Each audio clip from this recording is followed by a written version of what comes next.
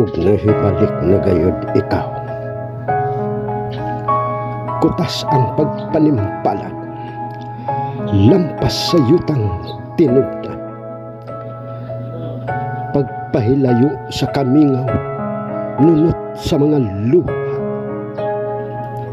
Lulan sa usa kaabyo sa kawanangan, ug ingon man sa salakyanan nga mitabas sa kadagatan, ug ikaw nahibuko sa pagpakigbisog sa dapit nga bag-o mo ng Pinoy-anan.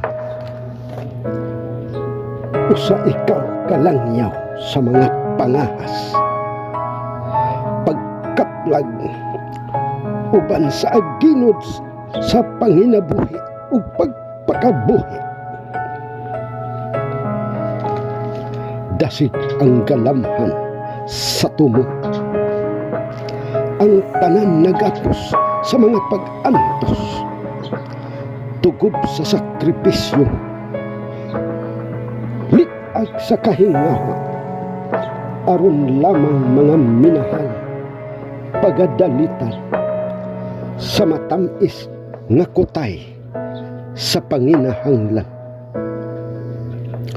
ug nagnuod ang tilimad-on sa kabulahanan ug kalampusan, bugti sa imong kakuki ug kadasig. Tinaw pa sa bulok asol nga kawanangan,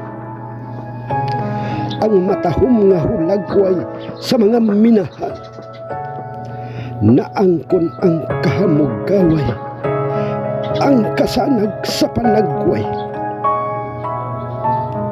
Tukma na gayon sa imong pagkahamtong, igo na ang tanan,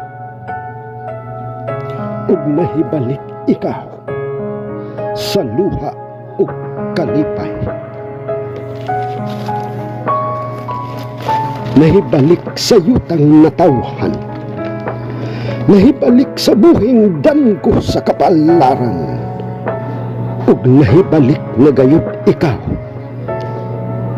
Hininlan ang tabil sa mga sugilanon nga nahipatin, kalimtan ang aginod sa kagahapon, ug nahibalik na ikaw sa walay pag-ihap sa mga katuigan. Giduslitan sa kasakit ug himaya,